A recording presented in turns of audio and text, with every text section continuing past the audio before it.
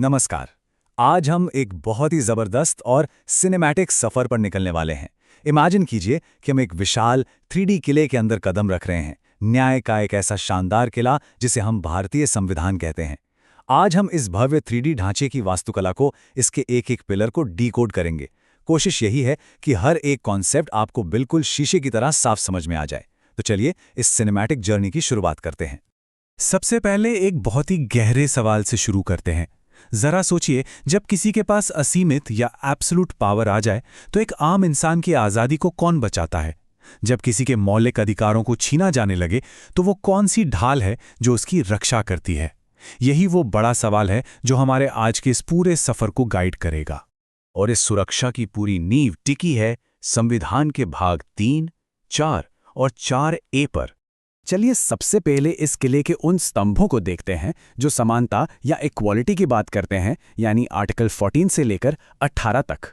अब इस 3D किले के पहले और सबसे मजबूत पिलर पर थोड़ा करीब से जूम इन करते हैं। आर्टिकल 14 को समझना बहुत इंटरेस्टिंग है क्योंकि इसके दो अलग-अलग पहलू हैं। पहला है कानून के सामने समानता। ये ब्रिटिश कॉन्सेप्ट है। इसका सीधा सा मतलब है कि किसी को भी कोई वीआईपी ट्रीटमेंट नहीं मिलेगा। कोई भी कानून से ऊपर नहीं है। ये मनमानी शक्तियों पर ब्रेक लगाता है। और दूसरा पहलू है कानूनों का समान संरक्षण, जो अमेरिका से लिया गया है। ये थोड़ा पॉजिटिव कॉन्सेप्ट है। इसका मतलब ये है कि अगर दो लोगों की परिस्थितियां एक जैसी हैं तो कानून उनके साथ एक जैसा ही बर्ताव करेगा। एकदम सिंपल है ना?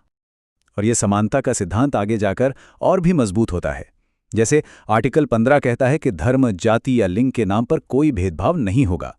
वहीं आर्टिकल 16 सबको सरकारी नौकरियों में बराबरी का मौका देता है। और हाँ, एक बहुत ही ऐतिहासिक कदम है आर्टिकल 17, जो छुआछूत को पूरी तरह से खत्म करता है। इसके अलावा आर्टिकल 18 सैन्य और एजुकेशनल सम्मानों को छोड़कर बाकी सारी पुरानी उपाधियों को हटा देता है। ये सब ईंटें मिलकर एक बहुत ही मजबूत ढाल बनाती हैं। अब इस 3D किले में थोड़ा और अंदर चलते हैं, इसके सबसे बड़े और फैलते हुए पिलर की तरफ, यानी आर्टिकल 21 जीवन का अधिकार। ये देखना वाकई हैरान करने वाला है कि कैसे समय के साथ सुप्रीम कोर्ट ने इस आर्टिकल 21 का दायरा बढ़ाया है। 1950s के दशक में A.K. गोपालन केस के समय इसका स्कोप काफी छोटा था। तब कोर्ट ने अमेरिकी तरीके की जगह ब्रिटिश कॉन्सेप्ट को माना था। लेकिन फिर आता है 1978 का turning point, Maneka Gandhi case. यहां कोर्ट ने बिल्कुल साफ कर दिया कि किसी की आजादी या जीवन छीनने वाली कानूनी प्रक्रिया मनमानी या अनफेयर नहीं हो सकती, उसे एकदम निष्पक्ष होना ही पड़ेगा। और फिर 1993 के उन्नी कृष्णन केस ने तो इस पिलर को इतना विशाल बना दिया कि इसमें निजता, आश्रय और स्वास्थ्य जैसे कई जरूरी अधिकार भी शामिल हो गए। इस बढ़ते दायरे के साथ कानूनी दुनिया में एक बहुत ही इंटेंस डिबेट शुरू हुई। डिबेट ये थी कि क्या जीने के अधिकार के अंदर मरने का अधिकार भी शामिल है। 1994 के पी रथिनम केस में कोर्ट ने कहा था कि हाँ, किसी को जबरन जीने के लिए मजबूर नहीं किया जा सकता। लेकिन कहानी यहीं खत्म नहीं हुई। 1996 में ज्ञान कौर केस आया, जिसमें एक बड़ी बेंच ने पुराने फैसले को पलट दिया और साफ कहा कि आत्महत्या की कोशिश असंवैधानिक है। जीने के अधिकार में मरने का अधिकार बिल्कुल शामिल नहीं है। आखिरकार ये पूरी बहस 2018 के कॉमन कॉज बनाम भारत संघ केस में एक बड़े मुकाम तक पहुंची। सुप्रीम कोर्ट ने समाज की बदलती हुई जरूरतों को समझा और पैसिव यूथेनेशिया यानी निष्क्रिय इच्छा मृत्यु को कुछ बहुत ही सख्त रूल्स के साथ कानूनी मान्यता दे दी। आसान भाषा में कहें तो अगर कोई मरीज लगातार बेहोशी की हालत में है, जिसे परमानेंट वेजिटेटिव स्टेट कहते हैं, तो उसका लाइफ सपोर्ट हटाया जा सकता है। इसके लिए लिविंग विल का सिस्टम भी बनाया गया। लेकिन एक बात बिल्कुल क्लियर कर लें, एक्टिव यूथेनेशिया यानी किसी को इंजेक्शन देकर जान लेना भारत में आज भी पूरी तरह गैरकानूनी है। चलिए अब चलते हैं इस पूरे किले की धड़कन की तरफ, हृदय और आत्मा यानी आर्टिकल 32। अब हम इस शानदार 3D किले के एकदम बीचों बीच आ गए हैं। इसके सबसे सुरक्षित कोर में नागरिकों के लिए यह सबसे अल्टीमेट और पावरफुल हथियार है। इसकी अहमियत बताने के लिए डॉक्टर B.R. अम्बेडकर के शब्द ही काफ़ी हैं। उन्होंने इसे संविधान का हृदय और आत्मा कहा था। खुद ही सोचिए, अगर ये अधिकार ना हो तो बाकी सारे मौलिक अधिकारों का कोई मतलब ही नहीं बचेगा। आर्टिकल 32 ये गारंटी देता है कि अगर आपके अधिकारों का हनन होता है तो न्याय के दरवाजे सीधे सुप्रीम कोर्ट में खुलेंगे। और इसी न्याय को लागू करने के लिए सुप्रीम कोर्ट के पास 5 खास कानूनी ऑर्डर होते हैं, जिन्हें रिट्स कहते हैं। ये हैं habeas corpus, mandamus, prohibition, certiorari और को वारंटो। नाम थोड़े भारी लग सकते हैं, लेकिन चलिए इन्हें एक एक करके एकदम आसान भाषा में समझते हैं। सबसे पहले है हेबियस कॉर्पस।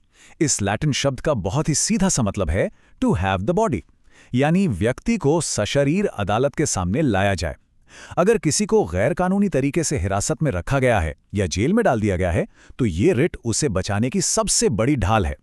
कोई भी इंसान इसे फाइल कर सकता है, यहां तक कि हिरासत में लिए गए व्यक्ति की तरफ से कोई दोस्त या रिश्तेदार भी। इसके बाद आता है मैंडेमस, जिसका मतलब है हम आदेश देते हैं। ये कोर्ट का एक बहुत ही सख्त डायरेक्ट कमांड है। मान लीजिए कोई सरकारी अधिकारी या संस्था अपना कानूनी काम ठीक से नहीं कर रही है, तो सुप्रीम कोर्ट इस रिट के जरिए उन्हें अपना काम करने का सीधा आदेश देता है। हालांकि ये किसी आम प्राइवेट इंसान या राष्ट्रपति जैसे कुछ खास पदों के खिलाफ इस्तेमाल नहीं किया जा सकता। तीसरा है प्रोहिबिशन। इसका मतलब होता है मना करना। अभी हमने देखा कि मैंडेमस कुछ करने का आदेश है, ठीक इसके उलट प्रोहिबिशन कुछ न करने का आदेश है। अगर कोई निचली अदालत या ट्रिब्यूनल अपनी पावर या अधिकार क्षेत्र से बाहर जाकर कोई काम करने लगती है तो उसे वहीं रोकने के लिए इस रिट का इस्तेमाल किया जाता है। इसी से मिलता जुलता चौथा रिट है सर्टियोरारी, जिसका मतलब है प्रमाणित या सूचित किया जाना। अगर कोई निचली अदालत अपने लिमिट क्रॉस करके कोई फैसला सुना देती है या फिर कानून की कोई बड़ी गलती कर बैठती है तो हाई कोर्ट या सुप्रीम कोर्ट इस रिट का इस्तेमाल करके उस केस को अपने पास ट्रांसफर कर लेते हैं या फिर उस गलत ऑर्डर को ही कैंसिल कर देते हैं। ये सिस्टम को सही ट्रैक पर रखने के लिए बहुत जरूरी है। और हमारा पांचवा रिट है को वरांटो, जिसका सीधा सा मतलब है किस अधिकार से। इसे आप एक चेक पॉइंट की तरह समझ सकते हैं। अगर कोई इंसान किसी ऐसे बड़े सरकारी पद पर बैठ गया है जिसके लिए वो कानूनी रूप से योग्य ही नहीं है, तो अदालत इस रिट के जरिए उससे सीधे पूछ सकती है कि भाई आप किस अधिकार से इस कुर्सी पर बैठे हैं। अब यहाँ एक बहुत ही बड़ा और इंटरेस्टिंग सवाल आता है, क्या कल को संसद कोई कानून लाकर इस आर्टिकल 32 को ही संविधान से हटा सकती है? इसका जवाब है बिल्कुल नहीं। केशवानंद भारती और एल चंद्र कुमार जैसे ऐतिहासिक मामलों में सुप्रीम कोर्ट ने एकदम साफ कर दिया है कि आर्टिकल 32 संविधान के बेसिक स्ट्रक्चर यानी मूल ढांचे का हिस्सा है। इसे कभी भी किसी भी तरह से मिटाया नहीं जा सकता। ये कोर हमेशा अछूता और सुरक्षित रहेगा। सुप्रीम कोर्ट के आर्टिकल 32 और हाई कोर्ट्स के आर्टिकल 226 के बीच का अंतर समझना भी बहुत जरूरी है।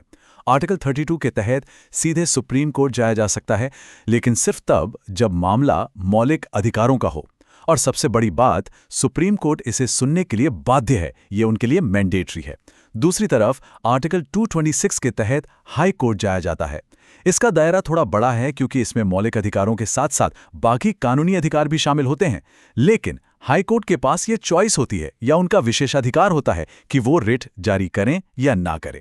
अब इस किले के केंद्र से थोड़ा बाहर आते हैं और बात करते हैं अधिकारों के संतुलन की, निर्देश और कर्तव्य। ये पूरा 3D ढांचा सिर्फ अधिकारों के भरोसे नहीं खड़ा है।